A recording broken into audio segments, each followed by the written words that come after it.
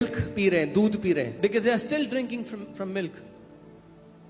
वो सोचते हैं सुसमाचार है, परमेश्वर ने हमारे पाप माफ कर दिए, अब प्रभु करे अब पाप मत करना। They think the gospel is, oh, God has forgiven our sins. Now He's saying, now you don't. अभी तक तो माफ कर दिया, आगे नहीं करूंगा। Till now I have forgiven your sins. Now I will not अब forgive अगर them. तूने पाप करा If you sin now, तो देख ले जल रहा है बहुत then तगड़ा। the fire. Look at the fire. समझ रहे हो? सुसमाचार को नहीं समझे। They don't understand the gospel. पौलुस कहता है सुसमाचार में परमेश्वर की धार्मिकता प्रकट होती है। Paul the apostle says, in the gospel is revealed the righteousness of God. और दुख की बात यह है कितने लोग कह रहे हैं हम सुसमाचार की मीटिंग, बोल रहे हैं गॉस्पेल मीटिंग, और वहां सिखाते तुम श्रापित हो, तुम ये हो, तुम वो हो।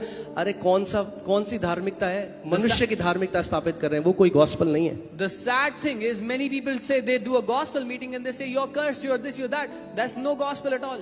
असली में सुसमाचार वो है जिसमें परमेश्वर की धार्मिकता प्रकट होती है मनुष्यों के ऊपर। The true gospel is one in which God's righteousness is revealed over mankind. Amen?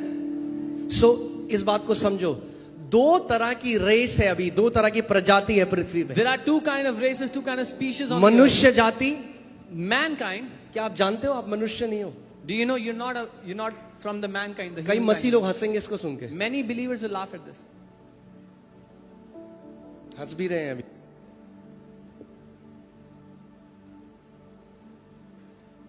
See, many believers, many Christians don't know what even a Christian means. बहुत से विश्वासी तो ये भी नहीं समझते कि मसीह होने का अर्थ क्या होता है। दूसरा कुरिन्थियों 5:17 लगाइए। 2 Corinthians दूसरा 5:17. कुरिन्थियों, फिर हम वापस स्क्रिप्चर में आएंगे। back दूसरा to this. कुरिन्थियों 5:17। इसीलिए यदि कोई मसीह में है, कहां है?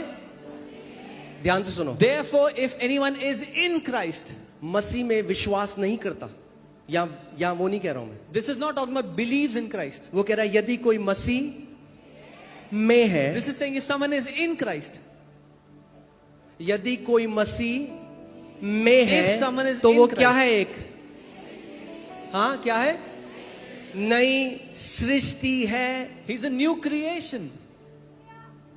इसका मतलब क्या है? What does कई this लोग mean? सोचते हैं अच्छा हाँ अब ना पहले हम सिगरेट पीते थे, अब हम सिगरेट नहीं, अब हम थोड़ा अच्छे हो गए, Some ज्यादा people मसीह think, में oh, आके ना हम थोड़ा अच्छे हो गए। Oh, earlier we used to smoke, now we don't smoke, now we become a little better.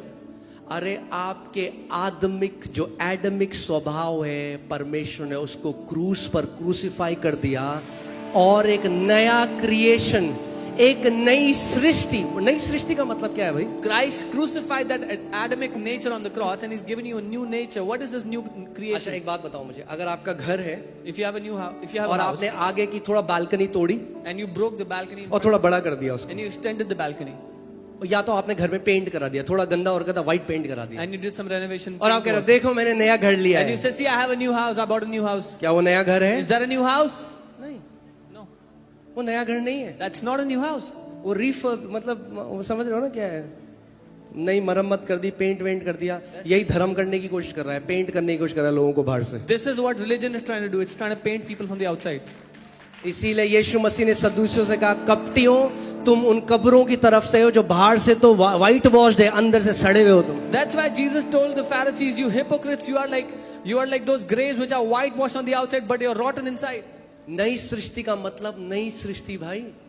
A new creation means a new creation. And एक बाइबल का जो वर्जन है उसमें ऐसा लिखा है a species that never existed before. Bible का एक अनुवाद ऐसा कहता है, एक ऐसी प्रजाति जो आज से पहले पृथ्वी पर थी ही नहीं। क्या आप जानते हो आप एक नई प्रजाति हो? Do you know you are a new species?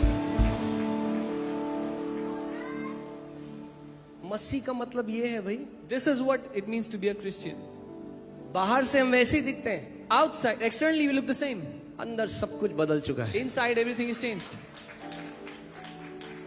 आप जानते हो जो मसीह है, जो असली में मसीह है, मैं धार्मिक क्रिश्चियन की बात नहीं कर रहा हूं, मैं कह रहा हूं जो उसने नया जन्म पाया, मसीह ने, हर एक जो मनुष्य है उसके अंदर एक आत्मा रहती है। जो मसीह लोग हैं उनके अंदर दो आत्माएं रहती हैं, उनकी आत्मा और पवित्र आत्मा। I am not talking about a religious Christian, but I'm saying everyone who is a born again believer, Everybody else has one spirit in them, but every born again believer has two spirits, their own spirit and the Holy Spirit living inside of them. Amen? इस बात को आपको समझना है. This is what you need to understand. आपको सुसमाचार को आज प्रार्थना करो, एक प्रार्थना करो, बोलो पवित्र आत्मा मेरी समझ को खोल दे कि मैं सुसमाचार के भेद को समझ सकूं. Come on, pray with me. Holy Spirit, open up my understanding that I may understand the mystery of the gospel. Amen? So जब तक हम आदम में थे, As long as we were in Christ, जो आदम के साथ था हमारे साथ था. whatever happened to Adam happened to us when we were in Adam. तो इस रेस में हमें मरना जरूरी था. So in that race we had to die. I don't know, इस सीरीज को महीनों ले जा सकते हैं क्योंकि इतना कुछ मीट है इसके अंदर. We can take this series into months. There's so much meat here. आप जानते हैं इसीलिए बपतिस्मा जो है This is वो why. आदम, जो पुराना आदम है, उसकी मृत्यु को दर्शाता है. This is why baptism represents the death of the old Adam. ध्यान से सुनिए, आप कैसे आए? How were you you born? Came through the water. You were born. आप पानी के साथ पैदा हुए, पानी में से पैदा हुए. कहते हैं ना वाटर ब्रोक. Yeah. आप वूम में जब थे, आप गर्भ में जब थे, तो किससे घिरे हुए थे? पानी से. When you were in the womb, you were surrounded by water. You came submerged in water. The last Adam died submerged in water. जब आपका जन्म हुआ तो पानी में आप थे, और जो आखिरी आदम मरा वो पानी में मरा.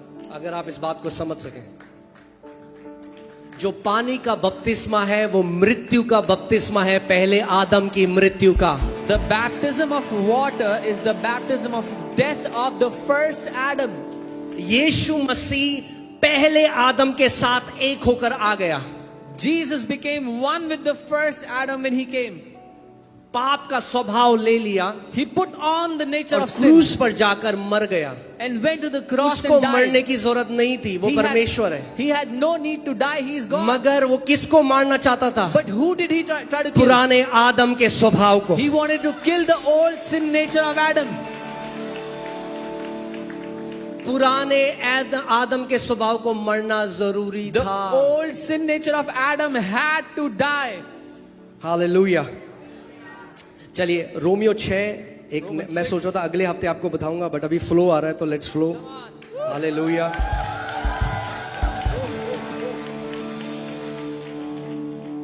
Romeo 6:1.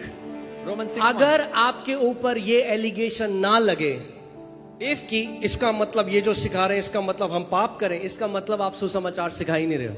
if you are not, if this allegation is not put on you that this means do we go and sin, that क्योंकि means ये you're not teaching gospel. Allegation apostle Paul के ऊपर भी लगा. Because the same allegation was also put on Apostle Paul. जब आप वो सुसमाचार प्रचार करोगे जो अपोस्टल पॉल ने करा, तो आपके ऊपर भी एलिगेशन आएगा. When you preach the same gospel that Apostle Paul preached, you will also get the same allegation that he तो got. लोगों ने बोला होगा अच्छा मतलब अब अनुग्रह है तो क्या हम पाप करें? People said, oh, now we have grace, so does that mean we go and sin? वो क्या कह रहा है देखो. What is he Romeo saying? 6:1 जल्दी से लगाओ. Romans 6:1. सो हम क्या कहें? क्या हम पाप करते रहें कि अनुग्रह बहुत हो? What shall we say then? Shall we continue in sin that grace